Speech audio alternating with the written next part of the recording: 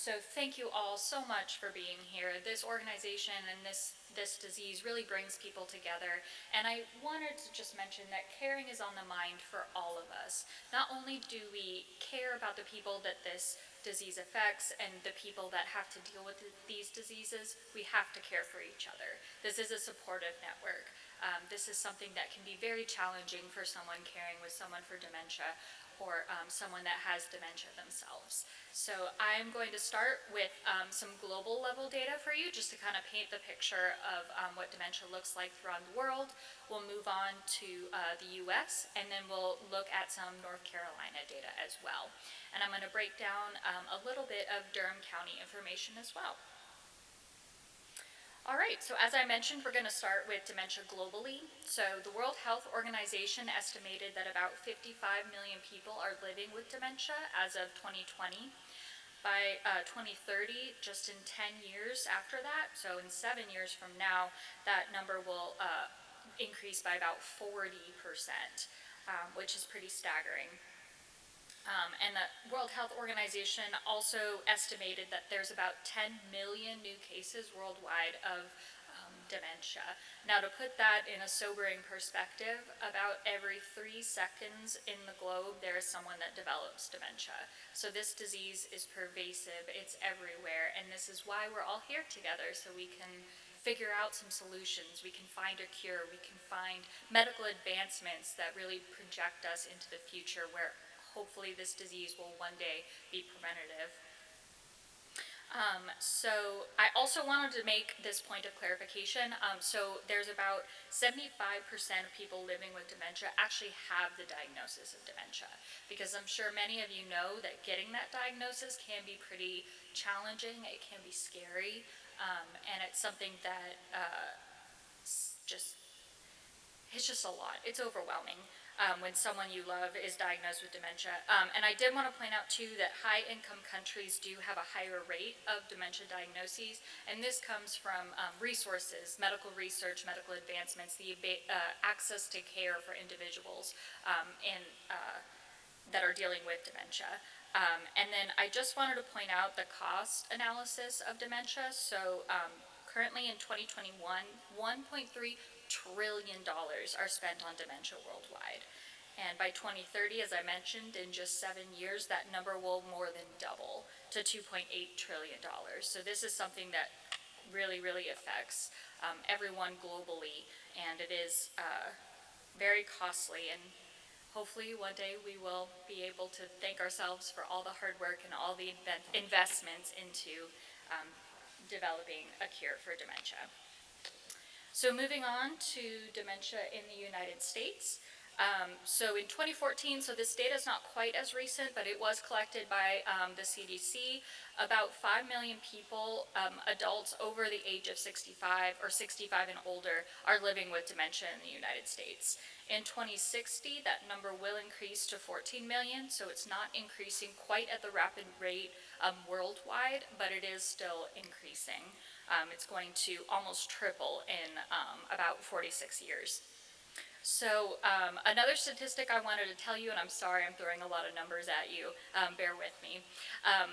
There is 10% of the US adults 65 and older are living with dementia, so that's quite a significant amount of individuals. But in addition to that, another 22% of US adults aged 65 and older have mild cognitive impairment. And that can look like forgetting your keys or putting them in the freezer, or not remembering directions to a place that you have been multiple times. And that's typically the first couple signs of dementia. And that is kind of a telltale sign that you need to get your loved one in some care and do your best to help that person. As many of you know, there are several risk factors for dementia.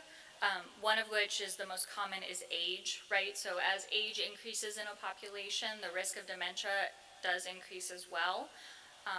They have also found correlations with lower levels of education and lower levels of access to care, as well as being a person of color, specifically Black or African American or Hispanic or Latino. So I'm going to throw some information about dementia in North Carolina, but I do want to mention that this is where the data kind of gets pretty sparse. For example, there's not really a center or like a central way to capture dementia data in North Carolina, and the same is true for Durham County. It's just the resources aren't there, or it's just not being looked at. So the information I'm going to tell you about North Carolina I was able to obtain is specific to Alzheimer's, which, as we know, does make up a significant portion of dementia diagnoses. So, about 180,000 people age 65 or older are living with Alzheimer's in North Carolina. On top of that, almost 400,000 family caregivers bear the burden of this disease. That equates to hundreds of millions of hours of unpaid leave. And I just want to say, from personal experience, I have had the pleasure of helping patients living with dementia, and you truly go on a journey with them. Sometimes you just have to play along with whatever universe they're in, and you can go on so many adventures with them. But one thing I noticed was every single dementia case was different because they are all unique people. These are unique people with unique experiences, and they are people first and foremost. They are not a dementia, I mean, they are a dementia patient, but that is not their identity, right? And so when you're dealing with someone living with dementia, you have to be so caring, you have to be so supportive, you have to be so patient, but it is very rewarding, and it is something that clearly is burdening many people, especially people that can't afford to get caregivers. They can't afford to put their loved one in a memory care home. And so as a result, there's $8 billion of unpaid care that is going into people living with dementia. $8 billion, and that's only in North Carolina. And excuse me, that's for Alzheimer's specifically. Now, looking at the Medicaid system in North Carolina, about $1.3 billion is the cost of handling people and taking care of people that are living with Alzheimer's. All right, so we're going to do a little math here. So I use the census data, which is finally out for 2020. So I'm just looking over time from 2017 to 2021 at the Durham County population that is 65 or older. So as you can see, it is increasing pretty rapidly over these 5 years. It's actually a difference of 18% since 2017 to 2021. So that population is rapidly growing. However, the median age across all the years has been 68.5.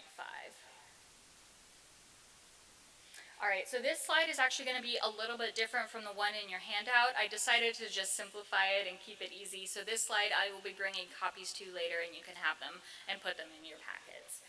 But I really wanted to point out, before I really dive deep into the systemic racism that has contributed to people living with dementia and the health care that they receive, I just wanted to point out that there was a study that determined that 13.8% of the Black or African American population that's 65 and older are living with dementia. If you look at the white population, that drops down to 10.3%. The Hispanic population lands in between those at 12.2%. That is a very staggering statistic, and it really reveals a lot about our healthcare system and the systemic racism that is involved in it. Okay. So before I tackle that heavy topic, I wanted to point out some of the risk factors that are present in Durham County.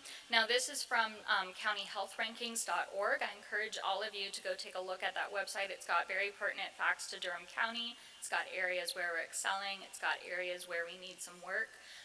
So as I mentioned, there are several risk factors to dementia.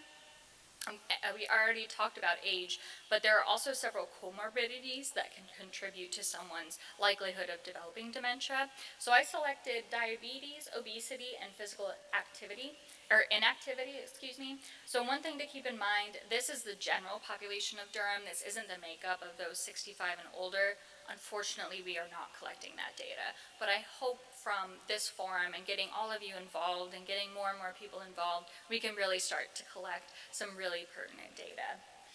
So as I said, obesity is much more common in Durham County than diabetes or physical inactivity. So we can see that obesity has increased by 10% or more than 10% since 2019. And so That is pretty telling, because obesity can really contribute to being diagnosed with dementia. We can see physical inactivity really peaked in 2022. That may have something to do with this little thing called COVID. But then it did come back down in 2023, so it remains relatively stable if you discount the outlier from 2022. And then we can also see that the diabetes prevalence in Durham County is increasing, though not quite as a rapid scale as obesity. Now, all of these we consider social determinants of health, and these are something that indicates the population health of a community. So what I'll talk about in the next few slides is often Black, Indigenous, and people of color, or BIPOC individuals, are often more predisposed to developing these conditions due to systemic racism in the healthcare system. For example, not having health insurance, not having transportation to get to a clinic, to be diagnosed, or to get the care that you need. Also, lack of affordable housing. There are almost 50% of renters in Durham County are cost burdened, meaning that they pay over 30% of their monthly income in housing. That doesn't leave a lot of room for healthcare. That doesn't leave a lot of money left for that person, especially if they're supporting family members. So I wanted to point those risk factors out and the trends that we're seeing. So I'm going to start first with the Black and African American population. So we know that Black and African American, as well as other people of color, are barraged by institutional, structural, and interpersonal racism. Now, we also know that, as I mentioned, this systemic racism experienced on a daily level can lead to poorer health outcomes. And there have actually been recent studies that have linked racism to cognitive decline. Now, that's a pretty sobering statistic. And I wanted to point out that the Black or African American population, by 2060, the number of dementia cases will quadruple. So they'll increase by 4 times. Now, as I mentioned earlier, the dementia in the United States is only increasing by a little over 2%. So this is really affecting this population, or not 2%, I'm sorry, it's doubling instead of quadrupling, which puts the Black or African American population at more risk. Next, I want to bring up the Hispanic and Latino experience. So Hispanic and Latinos often don't have access to a lot of health care. It's also more common for them to be diagnosed with a comorbidity such as diabetes or obesity. Again, that stems from not having the appropriate access to quality care and discrimination in the healthcare practice by either healthcare providers, insurance, what have you. So by 2060, the cases among Hispanics will actually increase by 7. So 7 times the amount of cases in the Hispanic and Latino population. Like I said, the average increase is about 2 times, or doubling. So they are even more at risk for dementia than Black or African Americans. Now, one thing we can do to help with this is include these populations in research. They are typically not included either by historical medical mistrust. They don't have access to get care. And they are not aware of these clinical research opportunities, and they have historically been not removed, included, because it's just, they don't have the population. So that's something that we really want to focus on and get people involved in, so that we can really study this disease based on race and ethnicity and use that information to drive evidence-based policies. So, as many of you know, there are incredible impacts of dementia on the person living with dementia and as well as you. So one thing we just talked about was the racial inequities that can lead to poor health outcomes, and that can be physical or mental. There's also the devastating loss of families and close friends. When your loved one is living with dementia, you can slowly see them decline. It is heartbreaking, it is heart-wrenching, and it can really impact a lot of the caregivers and the person living with dementia. Unfortunately, this disease can be slow. It can take years. However, it can also be very quick. Either way, it's a devastating loss. And I know I've been speaking a lot about the 65 and older population, but there can actually be early onset dementia, and that's if you're under 65. That's not near as common as someone over 65 to be diagnosed with dementia, but it is a possibility. And then I wanted to point out that the etiology or the origin is not well understood for some parts of dementia. There is one diagnosis. You can receive the diagnosis while you're alive, but it cannot be confirmed until after death. So that is impacting the rates at which people are being diagnosed with dementia. All right, and lastly, I just want to leave you with a little ray of hope. There are some great initiatives going on in North Carolina as well as in Durham County. There was the North Carolina Task Force on Alzheimer's disease and related dementias that convened in 2016 and has been going strong. This task force identified 16 priority areas to focus on, including caregiver assistance, awareness and education, quality of care, and early detection and diagnosis. Now, I want to point out some several resources in Durham County. There are some incredible memory care facilities that have licensed or licenses to specifically deal with persons living with dementia. There, you can find a list of the memory care homes on the North Carolina Department of Health and Human Services website. There's also a link here, and I believe maybe it might be possible to send a electronic version of the slide so you guys can have the links. Yes, perfect. And as we know, we've already heard from Dementia Inclusive Incorporated, and so they're doing phenomenal work with the community, enhancing the well-being of persons living with dementia. And then also I wanted to point out there is a caregiver support program at the Durham Center for Senior Life.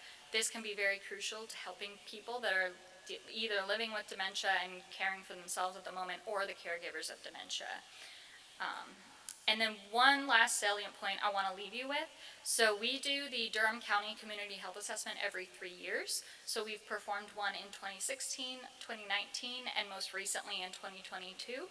And there is a question that we ask consistently on that survey is what can be done to better the experience of individuals over 60 in Durham County. And dementia and aging problems is one of the options. However, unfortunately, over time, that interest in community members in dementia, care for people in their community has declined. And of course, there is the natural ebb and flow of community needs as new emerging issues arrive, and I think we can all agree that COVID was an emerging issue, and so that probably shifted the focus away from dementia. But as you all know, this is so impactful. It's very prevalent in North Carolina. There is no cure. There's no way to really prevent it. It just can occur, and so. I just wanted to point out that the interest can be renewed. We're all here today. We all can spread the word, what we learned today. We can get involved in community organizations, with nursing homes, with memory care units, with friends and families, sisters, brothers, neighbors, parents, grandparents, all of that. So I want to leave you with just a little bit of renewal of hope that this is something that we will get through. We will be able to one day cure dementia, and we will one day be able to prevent it. So thank you so much for having me. I really appreciate the time you gave me. This is my contact information.